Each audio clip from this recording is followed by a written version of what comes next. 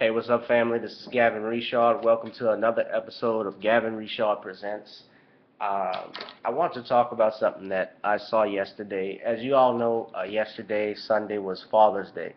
And happy Father's Day to all the dads, the uncles, the godfathers, the grandfathers, and other fathers that are in, other father I can't even think of, that make an impact on society and show our children, especially about the importance of manhood and fatherhood in their lives. Thank y'all.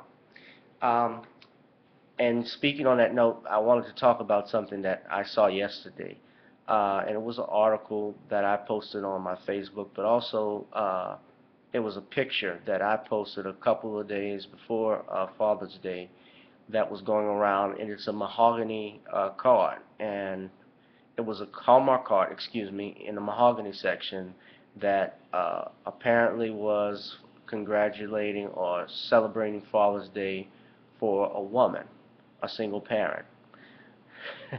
Yeah, so not surprising. So here's my take on that, and I want to tie this in on how it is so about the importance of fatherhood in America and in the world. There are circumstances, I understand, that impact a child from having their father.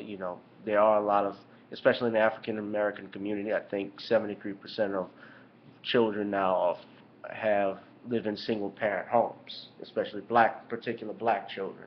However, you also have single parent homes, children, excuse me, born in single parent homes in white communities as well. Uh, I don't have the numbers in front of me, but we know that every race is not perfect with everything. We know that, there are children who are born in, who have broken families where their fathers are divorced or from their mothers, and, they may live abroad or in different states, and those things happen. So it should not have been tied to race, but due to, I believe, white supremacy and racism, why that card was placed there is because there's a stereotype that is around that black men are not there for their children, and that is not true at all. Uh, as I celebrate Father's Day for the man in my life who was my father, Leon Richard, and I also thank my grandfathers who are not here, Anatole Richard and Arthur Duplessis. Um, they played an important role in my life, and my uncles too, and godfather. But yeah, they all played an important role in my life, and that is why, especially for our young men, it is important that they have a father in their life. You have to have your mother and your father in life. Now, I'm not saying what a woman can do with a child is not an issue of whether she can take care of a child, raise him to be fit and responsible.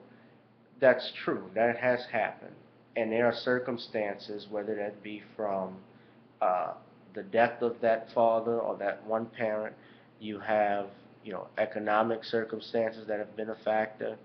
Unfortunately, there, death in the, I mentioned death. I also mentioned, mitigating circumstances that happen that call a for a single parent home at some times. And of course, most of the times there are women who opt out not to have a father for their child. There are some people like that, and you basically rob your child when you do that. If you do it as an option, and I don't know, and I'm not saying that the man is abusive or what, that's something different. But if you're in a relationship with a man and he wants to be there for his child, ladies, don't keep him from your child. Your child needs a father. And let me tell you why children need both a mother and a father. And I know that's being challenged today legally with, you know, quote unquote same-sex marriage and, other things. But a child needs to have a mother and father for several reasons. Number one, there's a balance. There are things that I learned as a young man, as a child, from my mother that only my mother could teach me, and there are things that I learned from my father that only my father could teach me. My father taught me, you know, that there's what is expected of me in society as a young man, things that you are not supposed to do as a man, and a guide for what is expected of me when I grow older and I have children. And this is why we have to have fathers in place. And there are things that a mother can teach me that my father could not teach me. You know, my mother obviously could not teach me what it is to be a man, but she could teach me what a young lady would expect from a man, especially in our society today. And times have changed with regards to that and what people, what they're interested in and what they like, but you know, morality shouldn't change.